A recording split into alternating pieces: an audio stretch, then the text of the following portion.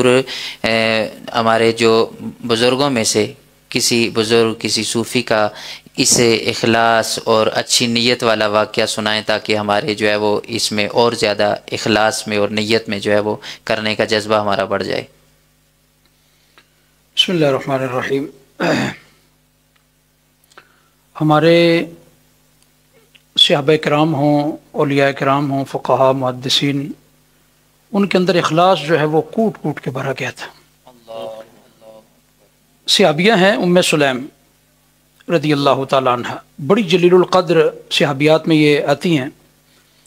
ام سلیم پر کبھی بات چیت کریں گے، آپ کے شہزادے حضرت انس بن مالک رضی اللہ تعالیٰ عنہ، مجھے آپ کے مزار پر انوار پر بھی حاضری کا شرف حاصل ہے۔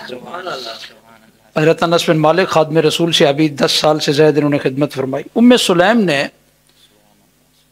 حضرت ابو طلحہ رضی اللہ تعالیٰ عنہ، انہوں نے نکاح کا پیغام بھیجا ام سلیم کے لیے۔ ام سلیم کے لیے جب نکاح کا پیغام بھیجا گیا تو قربان جو ام سلیم آپ کی محبت پر، اسلام کے ساتھ جو محبت تھی، انہوں نے فرمایا کہ ابو طلحہ میں نکاح بالکل کرنے کے لیے تیار ہوں، لیکن حق مہر مجھے لگتا ہے تو ادا نہیں کر سکے گا۔ ام سلیم بتائیں کیا حق مہر ہے؟ فرمایا اسلام، اسلام قبول کرے، یہ حق مہر۔ یہ ان کی اسلام کے ساتھ وفا اور ان کے اسلام کے ساتھ اخلاص تھا ان کا۔ پھر قربان جو ابو طلحہ پر انہوں نے فرمایا کہ یہ کون سی بات، انہوں نے کلمہ شہادت پڑھا اور اسلام میں وہ داخل ہو گئے۔ پھر حضور نے کیا کرم، آپ جملہ سنیں گے ہش ہش کر اٹھیں گے، آپ لطف لیں اس جملے کا کہ حضور نے کیا ارشاد فرمایا۔ حضور نے فرمایا کہ ام سلیم جیسی خاتون کوئی نہیں، ابو طلحہ جیسا مرد کوئی نہیں کہ جنہوں نے حق مہر کے اندر اسلام ادا کی ہے، جنہوں نے حق مہر، یہ ان کی اخلاص کی بدولت اللہ تبارک و تعالی۔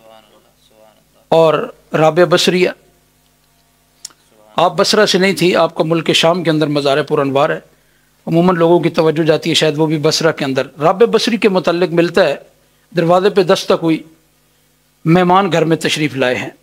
اس واقعے کو بڑے بڑے بزرگوں نے نقل فرمایا۔ رابعہ بصریہ ان کے متعلق ملتا ہے کہ دروازے پہ مہمان آئے تو خادمہ کو بھیجا، جاؤ جا کر گنو کتنے مہمان ہیں، تو بتایا گیا کہ 10 مہمان ہیں۔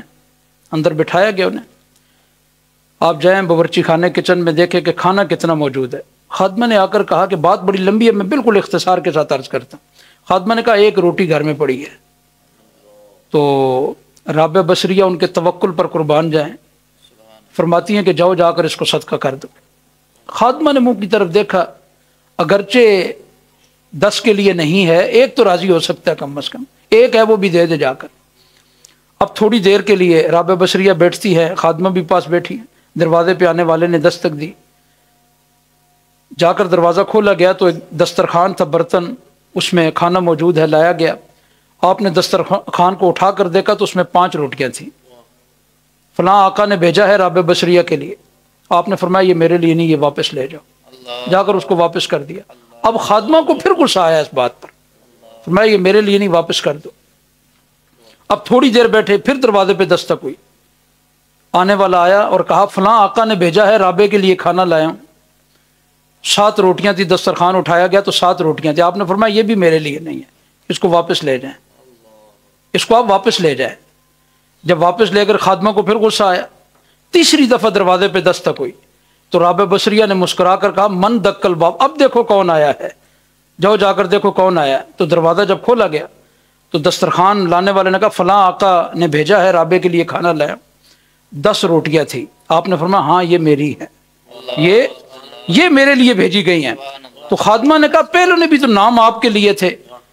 تو آپ نے ارشاد فرمایا کہ نام میرے لیے تھے، لیکن میں یہ کیسے مان جاؤں کہ رب کی برگاہ میں 1 دے اور وہ 5 تو نہیں دیتا۔ حضور کا فرمان ہے جب تم 1 دو تو تمہیں 10 ملیں گے۔ اب اس ساری بات سے پتہ یہ چلا کہ جن لوگوں کی نیت مستحکم ہو ان کا اللہ پر توکل بھی بڑھ جاتا ہے۔ جن کی نیت جتنی مستحکم ہوگی، جتنی مضبوط نیت ہوگی جن کی، تو ان کا اللہ کی ذات پر بھروسہ، ان کا یقین، ان کا ایمان اتنا ہی بڑھ جائے گا۔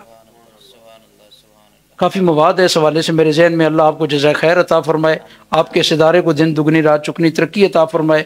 آپ کا ایک مرتبہ پھر شکریہ کہ آپ لوگوں نے ہمیں دعوت دی۔ اللہ پاک ہماری حاضری کو ہمارے لیے ذریعہ نجات کا سبب فرمائے۔ آمین بجاہ النبی الامین۔